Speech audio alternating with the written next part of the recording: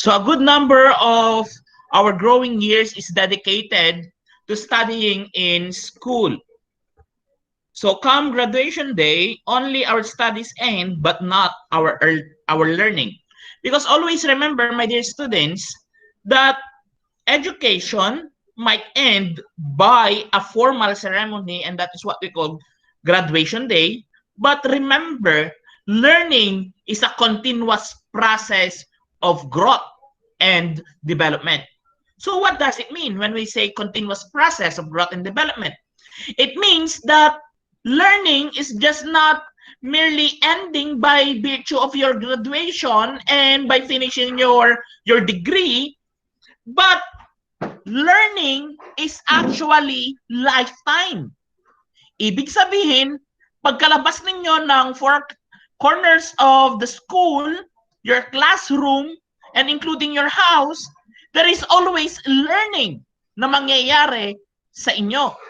So, ibig sabihin, at sa makatuwid, ang pagkatuto ay patuloy na yumayabong at patuloy na nangyayari sa bawat isa sa atin. Kaya nga, marami ang iba na naniniwala na experience is the best teacher. Bakit? Kasi nga, ang karanasan natin ay nagtuturo sa atin ng mga aral na hindi natin natututunan lamang sa loob ng paaralan. Sapagkat sa loob ng paaralan, marami dito yung tinuturo ay more on sa theoretical. At of course, mayroong mga practical or application. Pero, kulang ito kung wala ang experience.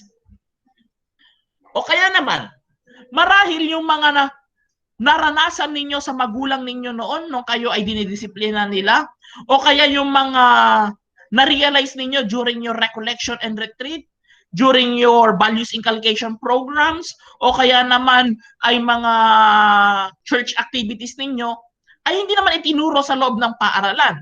Pero mayroon kang nakuha at mayroon kang natutunan mula dito.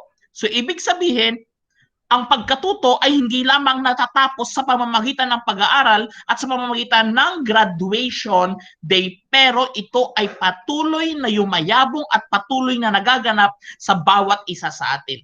As what I've said, studies might end, but not our learning. Next. Since learning is a constant in life, taking the time to manage the way we learn is a must. This way, we'll know how we learn best and improve the way we plan our personal development.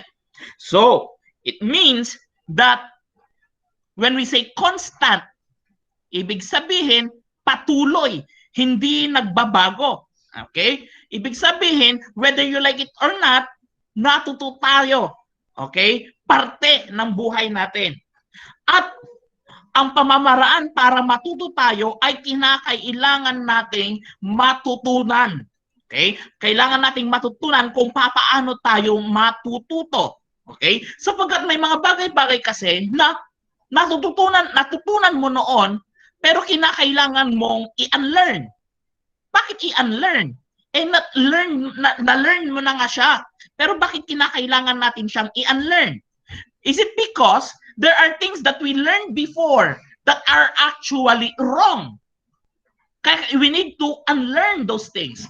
Just for example, in Filipino, we keep on saying nakakatuwa. We keep on saying nakakainis. We keep on saying nakabibisit ka. But that is wrong. Sino sa inyo ang pwede magsabi sa akin kung anong mali doon sa nakakabwisit? I-type ko.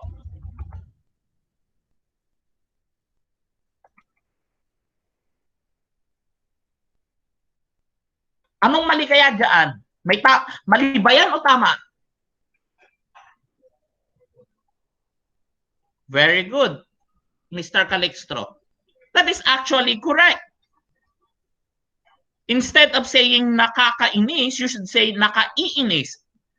Do you know? Do you get the difference between the two now, or do you decipher, or do you identify? Can you identify now kung ano yung mali? Mr. Kalimag, who taught you that?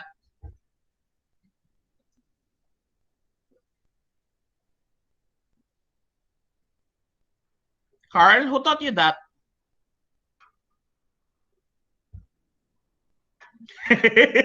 Ay, ako pala nagturo. Sorry naman, Mr. Kalimang. Okay. Okay. Oh, at least, di ba, may naiwan kay Mr. Carl Kalimag nung siya ay senior high school pa. Okay. So, now you know, my dear students, di ba, we keep on saying, ay, nakaka-visit naman, ay, nakakainis ka, ay, nakaka-visit, nakasuso ka naman dito, nakakasulasok. Pero, hindi yun yung tama. Kasi ang inuulit ay ang unang pantig ng salitang ugat. Okay? So we need to unlearn that one. Imagine, yun yung natutunan mo noon. Kasi yung teacher mo, yun din naman ang sinasabi niya during your class. Pati yung mga kakilala ninyo, yun din ang sinasabi. But you need to unlearn. So ibig sabihin, there are things that we learn in life and yet we need to unlearn those things. Okay? And that is why learning is constant in life. Even you learned that before, sooner or later, diba, it might be already wrong. Maaaring mali na siya sa hinaharap. Okay? So, we need to unlearn things. But there are things that we also need to relearn. What do you mean by relearn? Ibig sabihin, matutunan mong muli. Okay? Alam mo na noon, pero nakalimutan mo. Just for example, sakit na maraming mga Filipino teacher. Even though they were taught how to read and write the baybayin alphabet, di ba? It is your lesson now in Filipino 1, right? It is actually one of the weaknesses of some Filipino teachers that even they already learned it, yet they forgot it.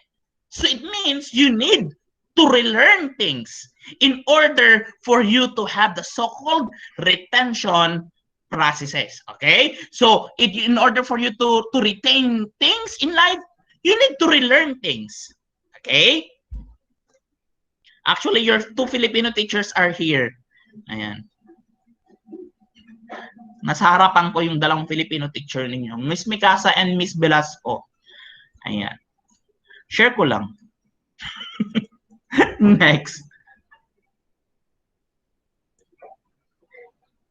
Okay. So what happens in the brain while learning? So we will discuss that by using these 4. Okay? How neurons react to new information, how the brain stores new information, how we make new information easy to learn, and how we learn new information effectively.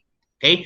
Sabi dito, learning takes place at synapses, the junction between neurons. So ano ba itong synapses na ito? Okay? Ang synapses kasi, my dear students, is actually, ito yung gap, it is a small gap in between the neurons in the brain. So that signal can pass from one neuron to another neuron. At the more na pinag-aaralan natin ng bagay na yon, ay mas lumalaki yung synapses na ito sa isipan natin, kaya mas nagkakaroon tayo ng memory sa bagay o sa information na inaalam natin. Okay? So number 1, what happens in the brain while learning? How neurons react to new information. Learning something new causes the performance of newly associated synapses to change. So we have here an example. Tom starts attending boxing classes. He takes it once a week. Okay? Say, let's use Tom's journey in boxing as an example. The moment Tom starts attending boxing classes once a week, the synapses working on this new information or skills change their performance. So ibig sabihin, since pinag-aaralan niya na, nag-start na siya, nagkakaroon na ng synapses sa kanyang neuron. Ibig sabihin, nagkakaroon na ng gap, okay, sa neuron niya para makapag-signal ng information sa isang neuron to another neuron. And number 2, how we make new information easy to learn. Along with the new information comes an element like an image, an emotion, or a sound to which we relate the new information to. Okay? Para kay Tom, associates boxing with exercise and stress release. And Tom associates his newly learned skills on an element like exercise and stress release because he sees boxing through this concept. It is easier for him to apply the discipline, rules, and guidelines of the sport. So, ibig sabihin, pag meron daw tayong gustong pag-aralan na bago, it is possible for us to learn it easier kapag ina-associate natin siya along with the element. Okay? So, ibig sabihin, kapag sinabi natin na halimbawa ako, actually, I really love urban gardening. Okay? When we say urban gardening, ito yung pagtatanim ng gulay sa rooftop, di ba? Yung talong na naka-bottle or mga kung ano-ano, nakalagay sa paso or what. Okay? Lalo na yung mga nasa sentro. And for me, I was able to learn gardening because for me, that is an act of actually releasing the stress in me at saka one way to live healthy. Bakit? Because yung mga nakukuha mo doon is alam mong hindi mo ginamitan ng mga matatapang na chemical because ikaw may control kung ano nilalagay mo doon sa halaman mo. Okay? Sa mga gulay mo. Okay? So for me, that is the easier way for me to learn gardening because I love to release the stress in me, and at the same time I want to live a healthier life.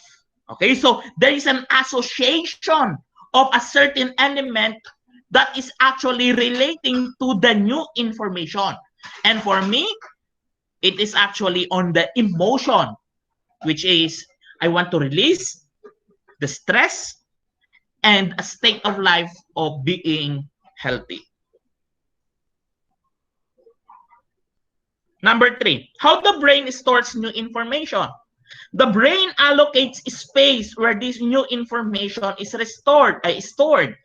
The more synapses fire when the new information is used, the more its allocated brain space grows. So, ibig sabihin, di ba? Kapag nagkakaroon tayo ng new information, meron tayong inaaral, di ba nagkakaroon ng synapses o yung small gap sa ating neurons para makapag-signal ng new information or information from one neuron to another neuron.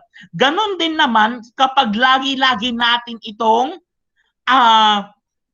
pinag-aaralan. So, ibig sabihin, the brain kasi can actually allocate a space for that new information. At kung palagi-lagi mong ginagawa, ay mas lalong lumalaki ang espasyo para sa bagay na yon. Kumbaga, yung tsinelas, nung binili mo, masikip, pero dahil araw-araw mong ginagamit, lumuluwang ang tsinelas. Same with our brain. So, ibig sabihin, kapag mayroon tayong information na pinag-aaralan at gusto natin na mas malaki yung espasyo ng isipan natin o yung utak natin na may allocate sa bagay na iyon, pag palagi-lagi, so in return, there is actually an effect to the storage of new information. So, mas lumalaki. Okay? Next, how we learn new information effectively. The more the synapses of the new information fire, the more we truly learn it. Okay? So, ibig sabihin, this applies the so-called practice makes perfect. Diba? This is our mantra every time that we are learning new things. Practice makes perfect. And that is actually really, really true. Because every time that you are learning things na lagi mong ginagawa, daily mong ginagawa, kahit nakapikit ka na alam mo na kung anong gagawin. Just for example, I'm actually a product of the so-called the 1990s, I mean the 90s baby. Okay? I am part of that era. Okay? Ngayon, kaming mga 90s babies ay ang una naming cellphone na nagamit ay hindi iPhone, hindi Samsung, okay? Kundi Nokia 3310, Nokia 5110, Motorola na pagkalaki-laki, di ba? At itong mga cellphone na ito ay di-keypad. Nung una namin ginagamit, if you want to type ikaw, di ba? Ikaw, I-K-A-W. We will press number 4 ng 3 beses para makuha namin yung I. Diba? Tapos pipindutin namin yung number 5. Bibilangin pa namin 1, 2 para maging JK. Diba? K. Kasi yon. Tapos pipindutin namin yung number 2 para mapunta ng 1 para matype yung A. Diba? Tapos yung number 9 para mapindot namin yung W. And here comes the ikaw. Diba? Ngayon, since palagi-lagi namin itong ginagawa, kahit nakapikit kami, kahit tulog na kami, basta tingnan lang namin yung text tapos replyan na namin na hindi namin nakikita yung tinatype namin at isisend namin yon, walang kamali-mali. Why? Because of the regular practice. Okay? Kaya nga, kahit we learned during our time na makipagkwentuhan habang may ka-text. Kasi nga, nakikipagkwentuhan ka, yung kamay mo gumagalaw. Because of the so-called practice na palagi-lagi mong ginagawa, and we really learned na makipag-usap at makipag-text at the same time lang hindi namin tinitingnan yung keypad. Okay? So, ganun kasi ang ating brain. Okay? Kaya nga, yung mga nasa factory, di ba, bakit kaya ang bibilis nila? Kasi nga, yun ang araw-araw lang ginagawa. Yung pa naman ang maghapon mong gagawin, for sure, napakabilis na ng kamay mo. Okay? Tapos meron kaming isang empleyado dito sa Perpetual na sa kanya kami kumukuha ng bond paper. Okay? At kapag humingi kami ng bond paper sa kanya, kahit nakikipagkwentuhan siya, alam niyang bilangin yung bond paper ng kinakalikot lang ng kamay niya. Kahit nakikipagkwentuhan siya. Kasi nga, lagi-lagi niyang ginagawa. Okay? So, ganoon ang ating brain. Next, we have here the information processing model. So, let's start with number 1. The sensory memory. When we say sensory memory, our temporary first interaction with any information. At ano itong mga ito? These are the iconic memory and echoic memory. So sensory memory is divided into 2, iconic and echoic memory. When we say iconic memory, is the term for what you initially see. Initially see. Ibig sabihin, nakita mo siya. Okay? Nakita mo siya, pero wala pa ganong pag-iintindi. Kumbaga, sa reading, ay nakita mo lang without understanding what you saw. Okay? So, ibig sabihin, habang di ba kapag may binigay tayong sa ating module, halimbawa, tinignan mo, ina-identify mo yun, halimbawa, alam ko, binasa mo yung statement, pero hindi mo inintindi. And that is actually iconic memory. Why? Kasi nga, tinatandaan mo, alam mo lang kung ano yung nakalimbag na simbolo, yung nakaprint na symbol, without any comprehension. Okay? Same with echoic memory. Is the term for what you initially hear. Because in English, there is a difference between hearing and listening. Because when we say hearing, is the first stage of listening. Because in hearing, ang napaprocess lang doon is the physical aspect of the self. Bakit? Kasi, since may tenga ka, may kakayahan kang makarinig. Di ba? Narinig mo, pero hindi mo napakinggan. Ha? Magkaiba ba yun? Yes. Kasi kapag sinabi natin narinig mo, kumbaga, may narinig ka lang doon, may nagsasalita sa side mo, pero tinanong ka, ano yung naintindihan mo? Sasabihin mo, ay hindi ko po naintindihan. Kasi nga hindi mo pinakinggan. Kapag sinabi kasi natin narinig, pumasok lang sa tenga mo, pero walang comprehension and understanding. Pero kapag sinabi mong pinakinggan, ibig sabihin, you listen to it. There is already a so-called understanding and comprehension. Now, iconic and echoic memory, it means nakita mo lang siya, narinig mo lang siya, pero wala pa siyang understanding. Okay? So, ibig sabihin, pumasok lang siya sa senses mo. Yun. That is the easiest way to explain that one. Pumasok lang siya sa senses mo. And now we have here working memory. Okay? So, ibig sabihin sa working memory na there is already a so-called understanding and comprehension. Okay? So, we get to focus on visual and spatial information and verbal information one at a time on the same time with the help of our central executive. Kapag sinabi natin visual information, these are the things that we learn through our senses. I mean, yung nakikita. Okay?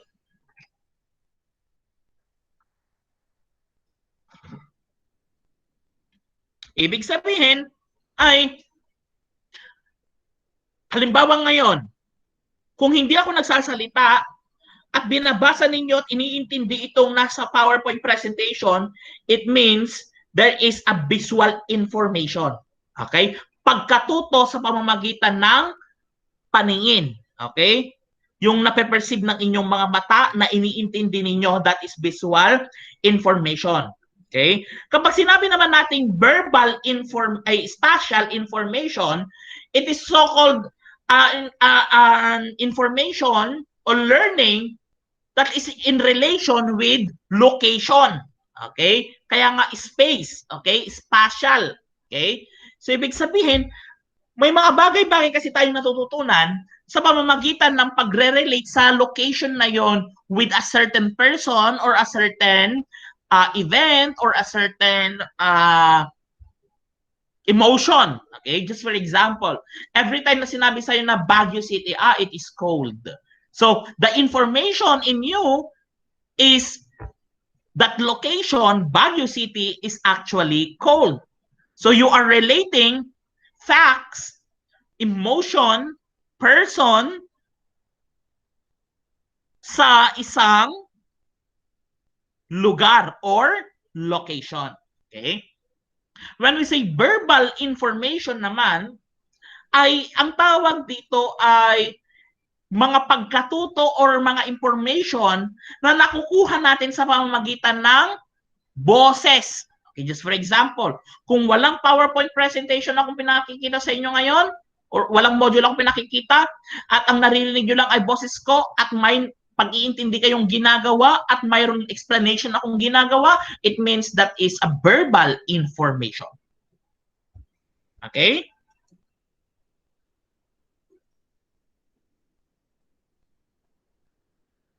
Next, episodic buffer naman is actually, it connects this information to a long-term memory.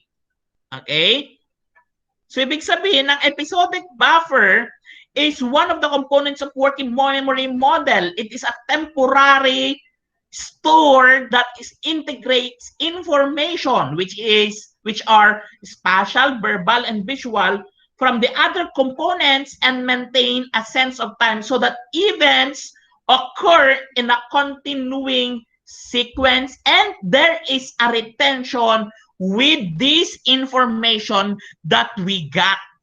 Na kahit na tumagal pa, ay maiintindihan mo or naaalala mo. Okay? So, ang episodic buffer from the word episode, okay? Ito yung nagkokonekta sa working memory natin papunta sa long-term memory. At ano nga ba ang long-term memory? Ang long-term memory ay nahahati sa explicit, episodic, and implicit memories. Okay, so ibig sabihin, ito yung prior knowledge natin. Okay, or these are the stored knowledge that we have even na pagkatapos ng event sa buhay natin. Just for example, when I was young, I can still remember what happened when my teacher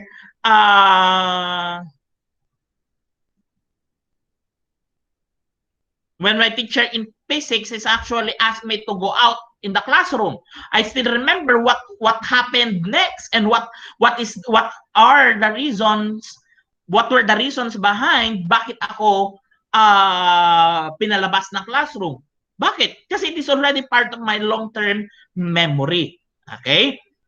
Kumbaga, every time na narinig ko ang physics at last rate of Aurora, I still remember Ma'am Nobelin Lozano. Okay? Because mayroong akong natutunan sa kanya at napaka memorable yung bagay na yun. Kaya napunta siya sa aking long-term memory. Okay? Ngayon, ang long-term memory na to ay explicit memories, episodic memories, at implicit memories. And what are the differences ng tatlong ito? Let's begin with explicit memories. Are facts or events that one can clearly, definitely describe. So, ibig sabihin, explicit, ibig sabihin, ay kayang-kaya mo agad na i-describe. Halimbawa, what happened sa first year MAPE class mo? If someone will ask me, I can still remember my advisor, Mr. Hector Del Rosario, tapos pinabiyog na ganon. Okay, so because I joke him about our garden sa Lasalet of Aurora. Okay, so na-describe ko pa siya and clear, very clear pa rin sa akin, sa isipan ko, what happened. Okay? So, ang tawag doon ay explicit memories. Kapag sinabi naman natin episodic memories, ito yung event-related memories. Ibig sabihin, ay mga kaugnay na mga pangyayari at mga episode by episode na mga pangyayari. Ibig sabihin, I can actually enumerate details per details, kumbaga letra por letra ng pangyayari sa buhay ko na may kaugnayan din sa explicit memories ko. Okay? Ngayon, ang implicit memories naman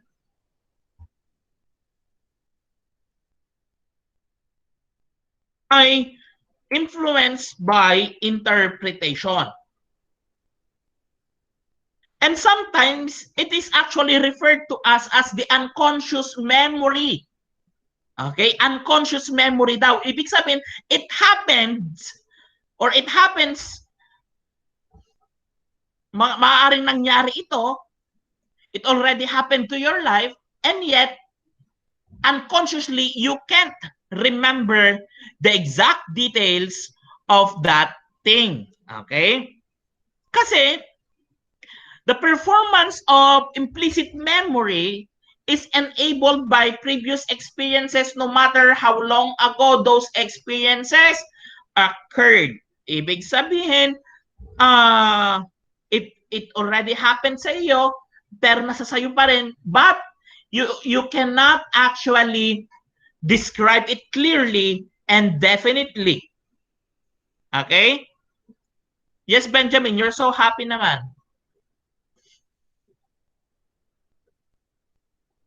Oh, nag-off na siya ng camera. Now, we have here metacognition. Metacognition, this is a process of thinking about thinking. From the word meta is beyond. Okay? So, ibig sabihin, you are actually thinking about thinking. Nag-iisip ka kung paano ka mag-iisip. O, di ba? Very ironic. Now, this metacognition is actually has two parts. self-appraisal and self-management of cognition. Kapag sinabi nating self-appraisal, the personal awareness on the scope of our current knowledge and skills. So technically, when we say self-appraisal, you're actually evaluating and assessing yourself, and you're identifying yourself kung hanggang saan ang kaya mong gawin at kung hanggang saan ang alam mo.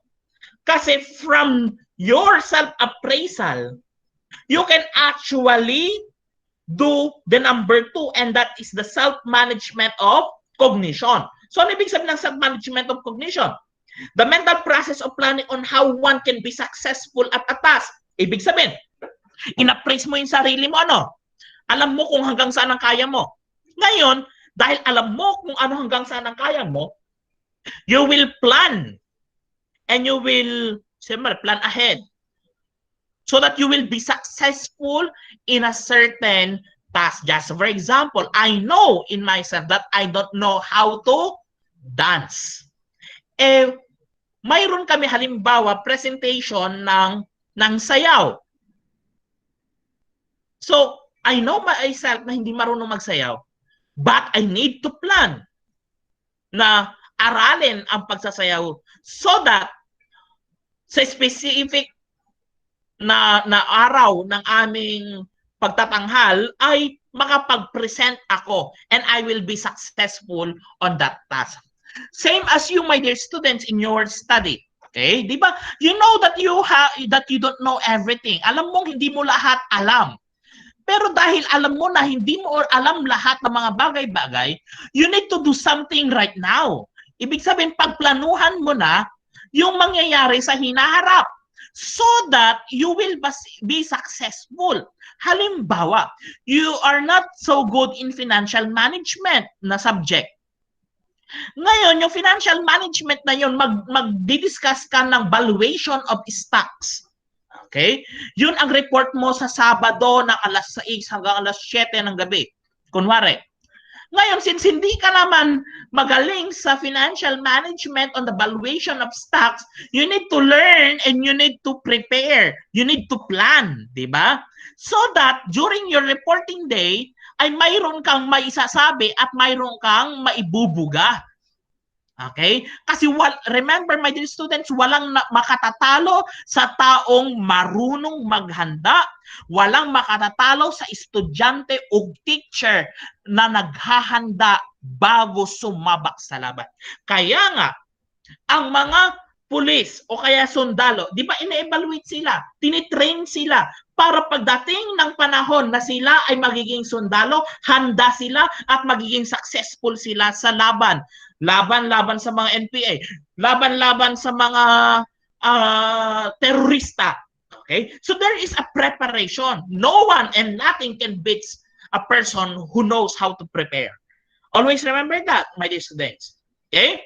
If you are not prepared in life, then you will be devastated in the future. So as early as now, my dear students, you need to prepare yourself for your battle in the future para sa magiging laban mo sa hinaharap. Okay? Okay. Next. We have here the learning techniques on how we learn better. Okay? Number 1 is elaborative interrogation. When we say elaborative interrogation, it's generating an explanation for why an explicitly stated fact or concept is true. Okay? Kumbaga, sa pulis, di ba, kapag mayroong suspect, di ba, ini-interrogate. Bakit? Kasi inaalam kung siya ba yung may sala o hindi. Same as you while studying. You can apply elaborative interrogation so that what you hear, what you see, what you read, is actually can be verified by you. Kung tama ba yung narinig ninyo, tama ba yung nabasa ninyo, factual ba or fictional yung nabasa ninyo. Just for example, nakabasa kayo sa Facebook ng galing sa page ng Mocha Yuson Vlog. Galing sa sa Mokayuson blog. Ngayon, may mga sinabi doon, ay, sasabihin mo, ay, mali, magnanakaw pala si Vice President Leni Robredo kasi nabasa mo sa Mokayuson blog. Now, if you will apply elaborative interrogation, you will generate an explanation bakit kaya yun ang sinabi niya. Totoo ba na sinasabi ng Mokayuson blog? Ano ang basihan niya? Factual ba? May facts ba? May data ba na pinipresent? At yung bang data na pinipresent galing sa legit na opisina? Something like that. Kasi there are things that we are actually reading in the internet, even in Facebook, and we are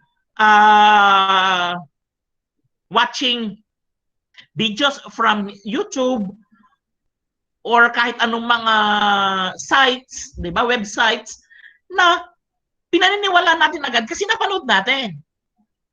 Okay? Ngayon, yun na yung pinagsasabi mo sa ibang tao without actually interrogating the facts. Kung tama ba o mali yung ipinapakita sa inyo. Okay?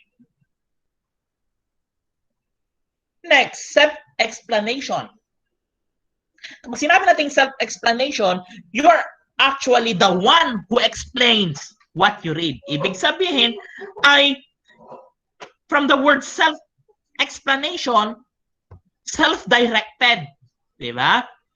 Ibig sabihin, hindi isang third-party person ang nag-explain, kundi ikaw mismo.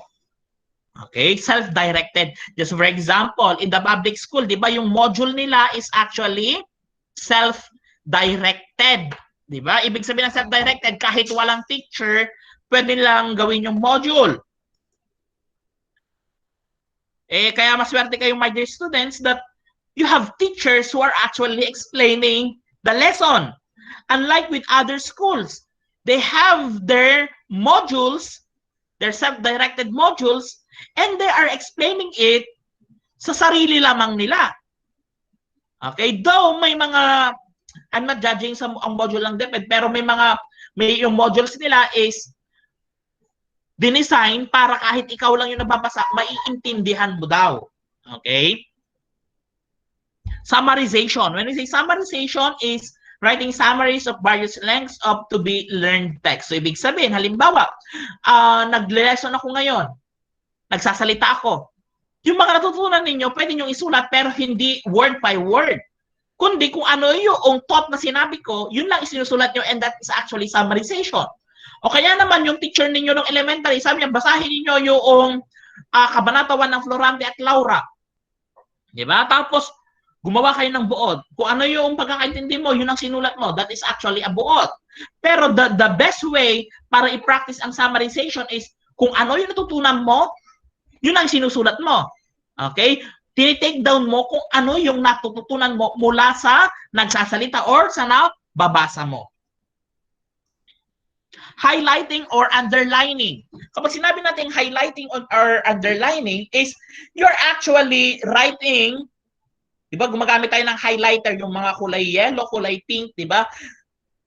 Pag nagsulat ka, mag-review ka, sabi yung ganyan, kinukulayan mo yung mga may definition o kaya yung taong nagsabi noon or yung date para mas madali mong maintindihan. Okay?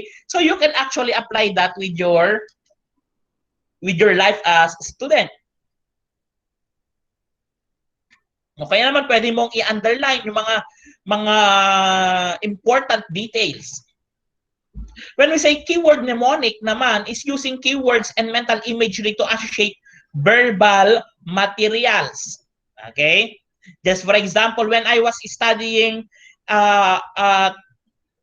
University of La Salle Silang Cavite campus, ay nag-take ako doon ng philosophy. And one of our subject is logic. Okay?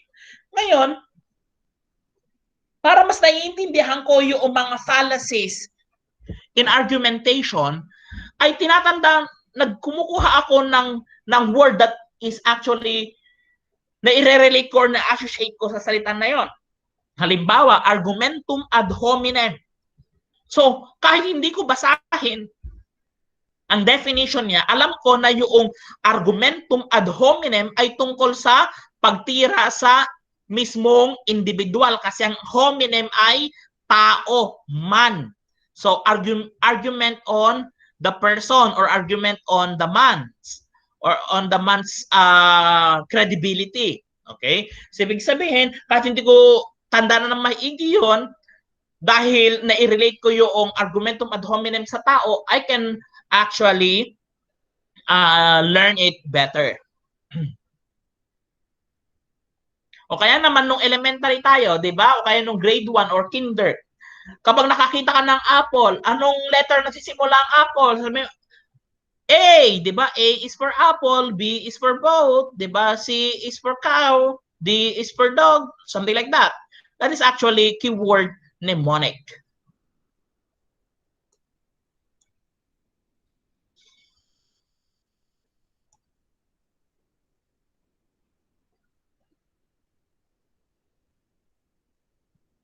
Okay, self-regulation or self-regulated learning. It is a process of managing thoughts, behaviors, and emotions purposefully to acquire information or skills. By engaging in self-regulated learning, one becomes empowered and independent in tracking his own progress and managing his own development. So ibig sabihin, you are the one who is actually guiding your own self. You are the one who regulates yourself. And by this process, you can actually track. Ibig sabihin, nakikita mo yung progress o yung kung nasaan ka na ngayon, kung paano ka na nagde-develop. Okay? And good thing for that is you are allowing yourself to reflect and contemplate how am I right now? Okay, kamusta na ako ngayon? O kaya naman pinag-aaralan mo yung valuation of stocks. Okay? Sa unang lesson, pag-aaralan ko ang ibig sabihin ng stocks and bonds, 'di ba? Sa susunod na araw, pag-aaralan ko naman ang computation, how to compute the value of stocks. Okay? Tapos sa susunod, pag-aralan ko ang dalawang example ng stocks. Okay? So, meron kang plan. And you are regulating yourself na sa ganitong araw itong pag-aaralan ko. Para sa ganun, you can identify, ay ito yung natutunan ko sa araw na ito. O kaya naman, ay hindi mo na ako pupunta sa ganitong module kasi hindi ko pa ganong napag-aralan or naintindi itong module 1 na ito. Just for example. Ganun yon. Okay?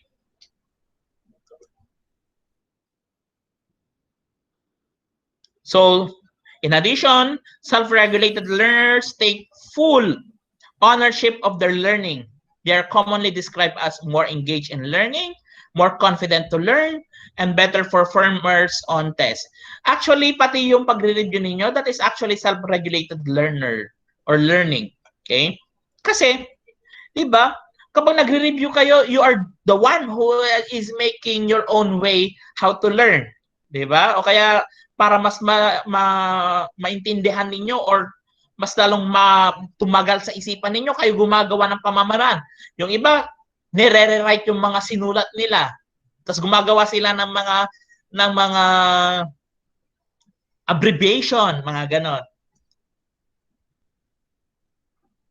And in return, there is a better performance during the test or examination.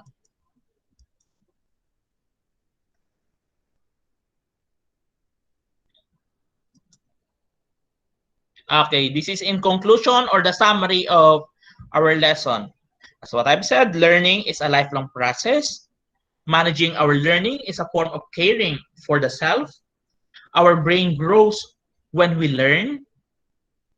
The more we repeat using new information or skill, the more synapses get fired in our brains and the more effective our learning becomes. Our metacognitive processes. Number 1 is the information processing model, which has 3 stages: sensory, working, and long-term memory. And the metacognition is our ability to think about thinking. Through metacognition, we are aware of our knowledge and skills and are able to plan how we can use them so we can be successful with the task at hand. On learning techniques and management, each person has a unique set of learning preferences that can be identified through the learning techniques they use when studying. Knowing about our preferred learning techniques help us plan our learning progress better. The process of planning and managing our own learning is called self-regulated learning. This empowers us to track our own progress. Creating a self-learning plan allows us to practice self-regulated learning. Okay? So, my dear students, I know some of you are actually stressed or maybe busy with our setup in the new normal, but actually, you can do everything. Basta, you will create a self-learning plan. Ibig sabihin ng self-learning plan, gagawa ka ng plano para mas madali ka makakatuto. O kaya naman gagawa ka ng plano para sa ganon ay alam mo kung anong tatapusin mo ngayong araw, anong tatapusin mo mamayang gabi, anong tatapusin mo sa susunod na araw. Okay? Para sa ganon, hindi ka maipunan. Kasi pag ikaw ang naipunan, mind you, kawawa ka kapag ikaw naipunan. And that's the time sasabihin mo, ay, hindi kami robot. Di ba? Ang daming ganun mga sigante. Sisisihin pa si teacher, bakit ang daming mga requirements? Okay? I'm not judging you kung ganun ang pagtitingin nyo. Pero, sometimes it is a matter of time management. If you know how to manage your time properly, you can actually pass and submit all the requirements on time. Okay? Most especially now that you are already college. You are no longer a high school student.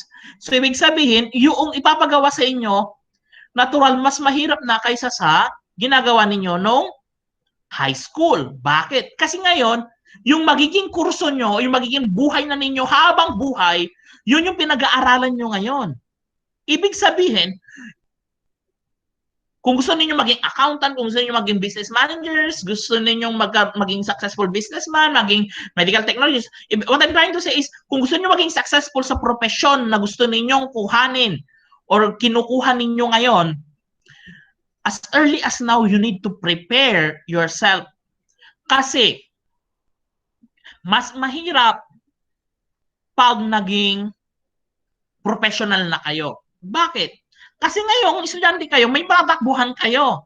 Pwede kayong magtanong sa mga instructors ninyo, pwede kayong magtanong sa dean ninyo, pwede kayong magtanong sa head ninyo, pwede kayong magtanong sa professors ninyo, or what.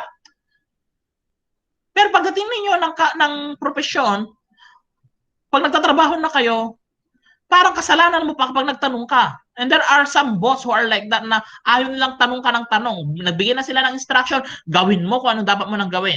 May mga ganon. Okay? So, yung pressure na nararamdaman nyo ngayon is actually kaunti pa yan pagdating ninyo ng trabaho. Okay? Kaya dapat ngayon pa lang, pinaprepare na natin ang sarili natin. Okay? Kasi ngayon, at least ngayon, meron pa tayong matatakbuhan. Pagdating natin ng profesyon, mangilan-ngilan na lamang ang matatakbuhan natin para magturo ulit sa atin. Okay? Kasi, may mga kumpanya o may mga businesses o may mga institusyon o schools or what na they assume that everything that you have right now or that you will possess in the future ay natutunan mo na nung college ka. Kaya nga maganda ngayon, you need to take it positively lahat ng mga pinagagawa sa inyo ng mga instructors ninyo. At hindi dapat kayo pa-chill-chill lang. Hindi kayo dapat puro, okay lang yan. Okay, magbibigay naman ng extension si sir at saka si ma'am. Hindi dapat ganon. Okay? Tapos, nakasasama ng loob kapag nakikita mo yung sinasubmit sa'yo is kinopy-paste lang. Okay? Actually, sa mga estudyante ko ngayon, is napakarami ang plagiarize. And as stated by law, you can be punished by law. Dahil ninakaw mo yung ideya or konsepto ng iba. Okay? Kaya dapat we need to give importance sa pag-aaral natin. And kung nahihirapan tayong mag-aral, siguro kailangan nating matuto kung paano tayo mas madaling matututo. Just for example, when I was in college, pag lesson namin, actually ako kasi I hate memorization. I really hate memorization. Ayaw ko yung nagre-review. Sa totoo lang, ayaw ko yung nagre-review. Pag nagbukas na ako ng notebook ko nung college ako, inaantok na ako. Kaya you know what? Ang ginagawa ko para hindi na ako mag-review ng mag-review, nakikinig at nakikiparticipate ako sa loob ng classroom. Why? Kasi naniniwala ako sa stored na memory. Okay? Stock knowledge, yung sinasabi niyong stock knowledge. Naniniwala ako sa ganon. Kasi kapag natutunan mo na yun sa loob ng classroom, parang hindi mo na kinakailangang i-relearn. Kasi nga, natutunan mo sa loob ng classroom yun eh. Kaya pag dating ng exam, tinignan ko lang, binanouse ko lang, actually browsing lang ginagawa ko, and then, wala na. Kasi nga, I am assured na alam ko na yung isasagot ko. Kasi natutunan ko sa loob ng classroom. Since ayoko mag-review ng mag-review, ang ginagawa ko, nakikinig akong mabuti sa loob ng classroom. Okay? Or pag nagtuturo yung teacher ko, nakikinig ako, nagtatanong ako pag meron akong hindi maintindihan. Ngayon, para mas ma-retain sa akin yung sinasabi niya at yung natutunan niya, ay ginagawa ko is yung summarization. Okay? You know what ang summarization nyo, di ba may sinasabi siya? Halimbawa, learning techniques. Sabi ko ganon. Ang sinasabi niya, learning techniques and management, you should create self-learning plan allows us to practice self-regulated learning. Ang isusulat ko lang doon, learning techniques dash learning plan. Ganun lang. Parang, ay, ito yung sinasabi niya tungkol sa learning techniques. Parang ganon. So that is summarization kasi. Okay? O kaya naman kapag nagpasulat siya o kaya may module siyang binigay or photocopy, hina-highlight ko talaga. Okay? Kasi nare-retain. Di ba nga katulad lang sinabi ko na pag lagi-lagi mong ginagawa, nare-retain, lumalaki ang espasyo sa isipan mo para ma-store yung memory or yung information na yon. Okay? Just for example, sinabi mo, ang sigip-sigip naman ng tsinelas ko, ang sigip-sigip naman ng sapatos ko, eh syempre masigip sa una mong ginamit. Pero pag lagi-lagi mong ginagamit, luluwang at luluwang yon. Ganon din sa pag tayo ay pinag-aaralan natin ang isang bagay. Hindi mo siya madaling matandaan sa unang pagkakataon. Pero pag dahil inulit-ulit mo siya, natatandaan mo. Eh ako, ang learning strategy ko, learning technique ko, nakikinig ako kay teacher. Para mas ma-retain. Para mas lumuwang, kumbaga, yung tsinelas. So, analogy yun ha.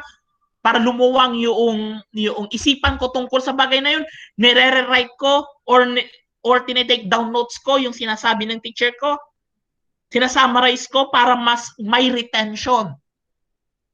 Okay? Same as you, my dear students. Okay? So, that ends our lesson 4 today. Question?